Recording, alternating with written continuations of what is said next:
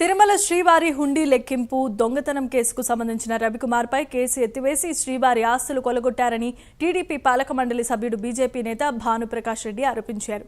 శ్రీవారి హుండీ దొంగతనం కేసుకు సంబంధించిన రవికుమార్ కేసుని మళ్లీ రీఓపెన్ చేయాల్సిందిగా భానుప్రకాష్ రెడ్డి కోరారు. దీనికి సంబంధించిన వారందరిపై చర్యలు తీసుకోవాల్సిందిగా బోర్డు సమావేశంలో భానుప్రకాష్ రెడ్డి తీర్మానాన్ని ప్రవేశపెట్టారు. దీనిపై రాష్ట్ర ముఖ్యమంత్రి చంద్రబాబు నాయుడుకు నివేదికను అందిస్తున్నానంటున్న టీటీడీ పాలక మండలి సభ్యుడు భానుప్రకాష్ రెడ్డితో మా ప్రతినిధి సునీల్ ఫేస్ టు ఫేస్.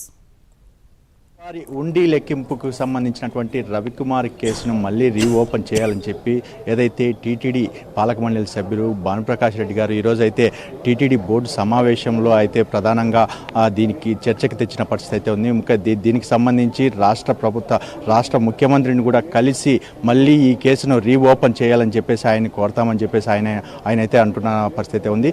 ఆయన అయితే మన ముందున్నారు, వారిని తెలుసుకునే ప్రయత్నం చేద్దాం. సార్ చెప్పండి, ముఖ్యంగా ఏదైతే ఈయన సుమారు 100 కోట్లు స్వామివారి హుండీ ఆదాయాన్ని కొట్టేసిన వ్యక్తిని లోక్ అదాలత్లో ఒక ఎస్ఐ స్థాయి వ్యక్తి అంటే ఒక విఐ కేసు విత్డ్రా చేసుకోవడం, అతనికి మాత్రం అలా ఫ్రీనెస్ ఇచ్చేయడం, అంటే ఇట్లా దొంగల్ని వదిలేయడం ఎలా తీసుకోవచ్చు? అంటే మీరు ఏం చేయబోతున్నారు? ధార్మిక క్షేత్రంలో ఇంత భారీ దోపిడీ జరిగితే ఒకసారి కానుకల్ని శ్రీవారి హుండీలో సమర్పించిన తర్వాత అది స్వామివారి సొత్తుని దొంగనిచ్చిన వాళ్ళని పోలీసు ఒత్తిడితో మేము రాజీపోయినామని చెప్పి టీటీడీ విజిలెన్స్ వారు నివేదిక ఇవ్వడం సిగ్గుచేటు. పోలీసు ఎవరండి?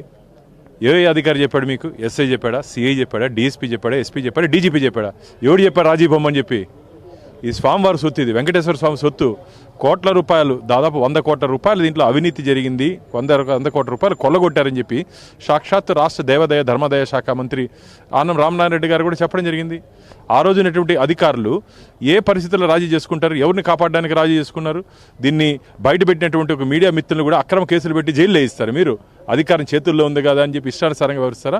ఈరోజు జరిగినటువంటి ధర్మకర్తల మండలి సమావేశంలో దీని మీద ఒక ఎంక్వైరీ కమిషన్ని వేయాలని చెప్పి నేను ధర్మకర్తల మండలి సభ్యుడిగా టీటీడీ చైర్మన్ని, టీటీడీ ఈఓని కోరడం జరిగింది. వారు సానుకూలంగా స్పందించడం జరిగింది.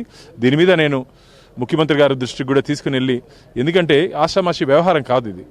స్వామివారి మనోభావాలు, భక్తుల మనోభావాలతో ముడిపడినట్టు అంశం. ఇలాంటి సున్నితమైన అంశాన్ని చెట్టు కింద పంచాయతీ చేసినట్టు, పెదరాయుడు పంచాయతీ చేసినట్టు 3-4 కలుసుకొని పంచాయతీ చేసి, ఇది ఎవరు గుడి మీ గుడి అనుకుంటున్నారా? హిందువులకు ఆరాధ్య దైవం వెంకటేశ్వర స్వామి, హిందువులకి capital city of spiritual capital అంటారు టీటీడీని. అలాంటి దీంట్లో ఇష్టానుసారంగా ఒక 3-4 కలిసి నిర్ణయాలు తీసుకుంటే ఇది మంచిది కాదు. భక్తుల మనోభావాలు గాయపడే విధంగా, బాధపడే విధంగా గత ప్రభుత్వం, జగన్మోహన్ రెడ్డి ప్రభుత్వంలో అప్పుడుంటే అధికారులు, అప్పుడుంటే ధర్మకర్తల మండలి నిర్ణయం తీసుకోవడం జరిగింది. దీనైతే మేము వదిలే ప్రసక్తే లేదు. దీంట్లో పాత్రదారుల్ని, సూత్రధారుల్ని, వాటాదారుల్ని కోట్ల రూపాయల చేతులు మారాయని చెప్పి ఫిర్యాదులు అందుతున్న భక్తుల దగ్గర నుంచి అన్నీ కక్కిస్తాం. అన్నీ ఎవరెవరు తప్పు చేశారో అందరినీ శ్రీవారి భక్తుల ముందు నిలబెడతామని చెప్పి ఈ తిరుమల క్షేత్రం నుంచి ఎవరెవరు తప్పు చేశారో వాళ్ళని తీవ్రంగా హెచ్చరిస్తున్నాను. అంటే ప్రధానంగా ఏదైతే ఈ ఉండి దొంగతనం కేసులో ఉన్నటువంటి రవికుమార్వి ఆస్తులు కూడా చాలా వరకు బెదిరించి ఏదైతే ఈ గత నాయకులు, కొంతమంది అధికారులు కూడా రాయించుకున్నట్లయితే తెలుస్తుంది. దానికి సంబంధించి కూడా మీరు బయట పెట్టే అవకాశాలు ఉంటాయా? ఖచ్చితంగా. ఇప్పటికే దీంట్లో మీరు కానీ గమనించినట్టయితే టీటీడీ అధికారులు లోక్ అదాలత్లో దాదాపు ఇక్కడ చూడండి ఒక 7 ఆస్తులు, దీంట్లో ఇది కాకుండా చెన్నైలో కోట్ల రూపాయలు విలువ చేసే ఆస్తులు రాసుకున్నారు. ఒకే దీంట్లో 18 అపార్ట్మెంట్లు, ఇది పూర్తి నివేదిక చేతిలో పెట్టుకొని మనం మాట్లాడుతున్నాం ఈరోజు. 18 అపార్ట్మెంట్లు రాయించుకున్నారు. ఇది కాకుండా డబ్బులు చేతులు మారినాయని చెప్పి భక్తుల దగ్గర నుంచి ఫిర్యాదులు వస్తున్నాయి. అసలు ఇది పూర్తిగా ఇది కాకుండా విలువైన రాళ్ళని కూడా తరలించేశారు అక్కడి నుంచి, హుండీలో పడి ఉంటే రాళ్ళని. ఇది 100 కోట్ల రూపాయల స్కామ్ కాదు, ఇంకా పైచులకి 200 కోట్ల స్కామ్ అని చెప్పి భక్తులు ఫిర్యాదులు అవుతున్నాయి. కాబట్టి ఇది స్వామివారి సొత్తుని తిరిగి పైసా రికవర్ చేసి వాళ్ళని జైలుకి పంపించే దిశగా ఈ ధర్మకర్తల మండలి ముందుంటుందని చెప్పి స్వామివారి భక్తుల తరపున మేము హామీ ఇస్తున్నాం. అంటే ప్రధానంగా దీనికి సంబంధించి మా ఛానల్ ప్రైమ్ 9 న్యూస్ పూర్తిగా ఏదైతే ఆ న్యూస్ను బయట పెట్టిన నేపథ్యంలో ఆ బలవంతపు అరెస్టులు, అంటే తప్పుడు కేసులు పెట్టిన పరిస్థితి అయితే ఉంది మా పైన. దానికి సంబంధించి కూడా మీరేమైనా స్పందించే అవకాశం ఉంటుందా?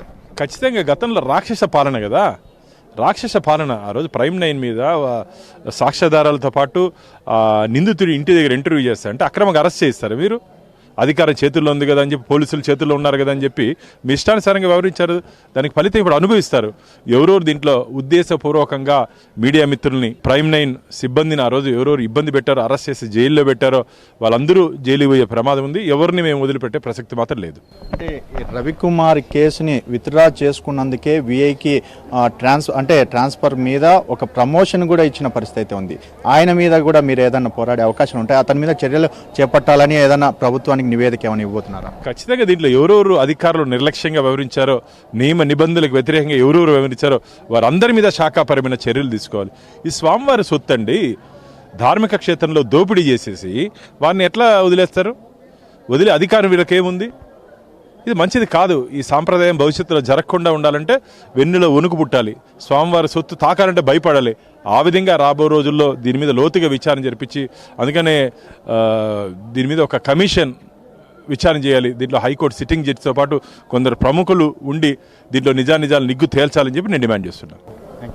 అంటే ఇది ఇక్కడ పరిస్థితి. అంటే ప్రధానంగా ఏదైతే గతంలో జరిగినటువంటి అవినీతికి సంబంధించి, ఏదైతే వాళ్ళు రాయించుకున్నటువంటి ఆస్తులకు సంబంధించి ఒక ప్రత్యేక కమిటీ వేసి ఖచ్చితంగా విచారించాలని చెప్పేసి బీజేపీ నేత, మరోవైపు టీటీడీ పాలకమండలి సభ్యులు భానుప్రకాష్ రెడ్డి గారు అయితే డిమాండ్ చేస్తున్న పరిస్థితి ఇక్కడ ఉంది. కెమెరామెన్ రామకృష్ణతో సునీల్, ప్రైమ్9 న్యూస్, తిరుమల నుండి.